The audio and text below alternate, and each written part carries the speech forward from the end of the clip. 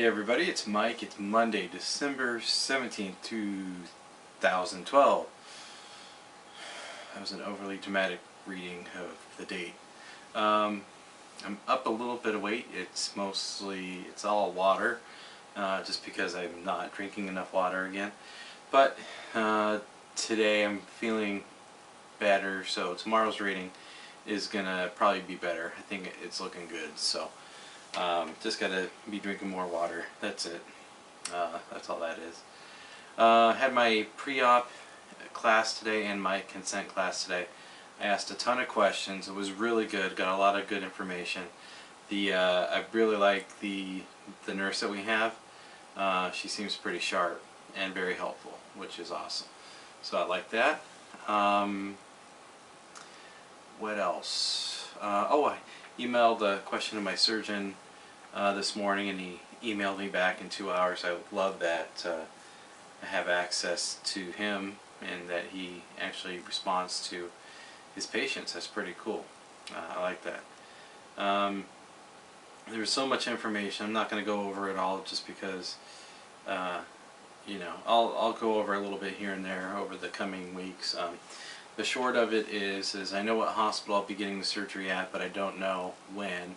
The person who was supposed to tell me what date it would be, she was out sick today, so I'm not going to find out till maybe tomorrow or whenever she gets back in the office. So, but it looks like it'll be towards the end of the month, which is good. Gives me more time to get my weight down and more time to hit that goal of 300, under 300 before surgery.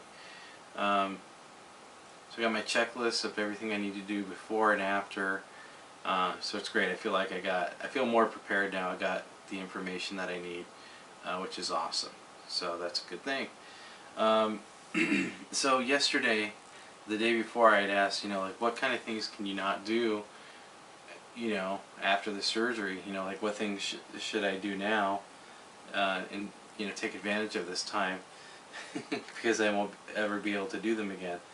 And then the first thing is, people probably think, okay, well, what foods do I want to eat now, because I'm not going to get to eat them again.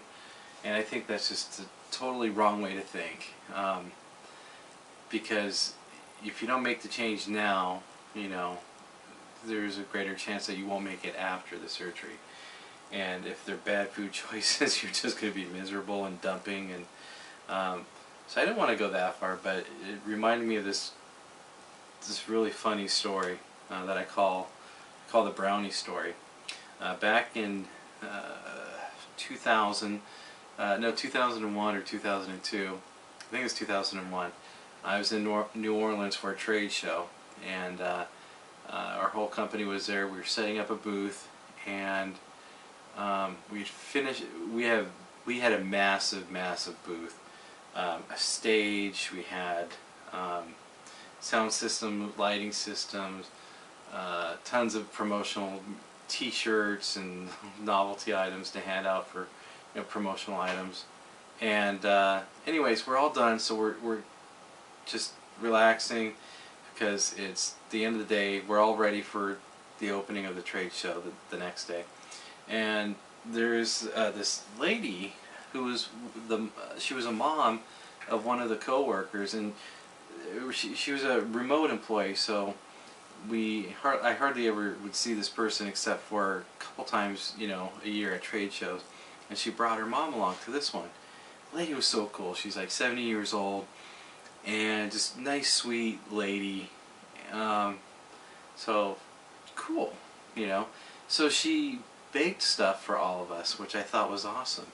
And so she puts out this plate of brownies, and some people are, it's like the end of the day, and free brownies.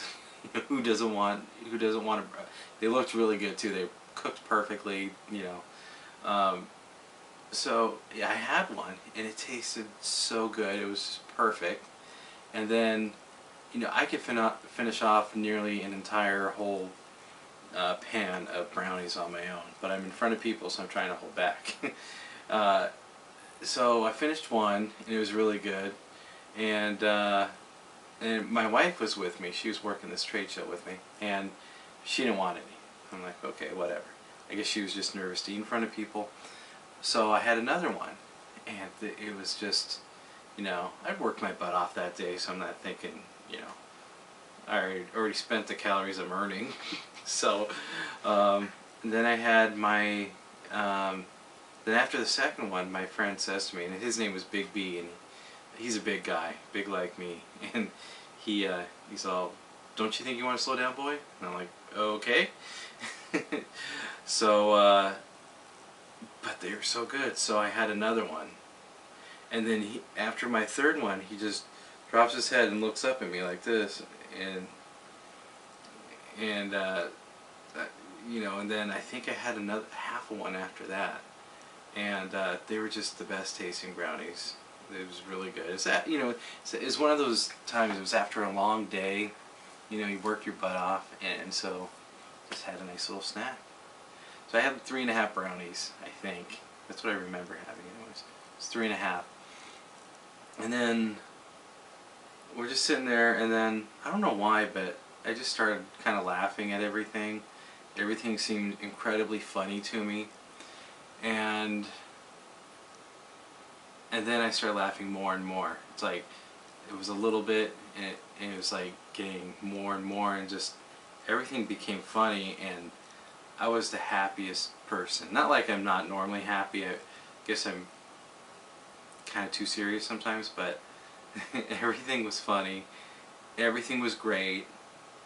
No, not a problem in the world. Everything was just wonderful. I'm thinking, okay, I'm just getting a nice little sugar buzz off of the brownies. Well, Patty Cake comes back and says, oh, I see you had some of Mom's special brownies. I'm all, what do you mean special brownies? Oh, they're special brownies. And then, you know, Mr. Clueless here, finally it kicks in that they were pot brownies. I had just scarfed down 3.5 pot brownies, and not even knowing it until it was way too late. So that was my story. So that's something I will never get to do again, because I will never, not that I want to, but I can never unknowingly eat pot brownies again. So I can check that off my list. It's already been done. You know, that was so funny. I was just so happy, you know. I just thought they were regular brownies, and I'm glad I didn't get sick from it, because depending on how they're cooked, I understand they could be quite potent. But anyways, that was my funny brownie story. At least funny to me, because I had no idea. And so there you go. Now, anytime anyone offers me brownies, well, I won't be able to eat them in the future really, but think twice. Think twice about the brownies. You never know. So, there you go. That's the brownie story. Tomorrow, hopefully I find out what my surgery date is going to be. If not, whatever. Weight loss is continuing. I'm eating good. What reminded me of the brownie story was today I had, our neighbor gave us some holiday cookies, so I had a little tiny piece of fudge brownie. It was smaller than the top part of my thumb, and it just tasted extremely sweet. It wasn't a special brownie, which is good. It's just a regular brownie. And so that got me thinking about the brownie story, but that's really the only, you know, aside from having an occasional York peppermint patty, it's the only like bad stuff I've had in a while. Things are good. I got to get all my supplies ready before surgery, like got to get my vitamins ready, my protein shakes together. Oh, I only have to do a liquid diet 2 days before the surgery. So that's good news, because I understand some people have had to do a week or 2 weeks of a liquid diet. I guess I'd probably lose more weight, so maybe that's not such a bad thing if you had to do a longer liquid diet. No catheter, that's good. Thumbs up for that one. I was worried that I might, that they you know, some people have had to get a catheter in, or they just do it because that's the way that doctor does the surgery. I won't be having one, so that's good news. I was kind of, you know, hoping that wouldn't happen, so that was good.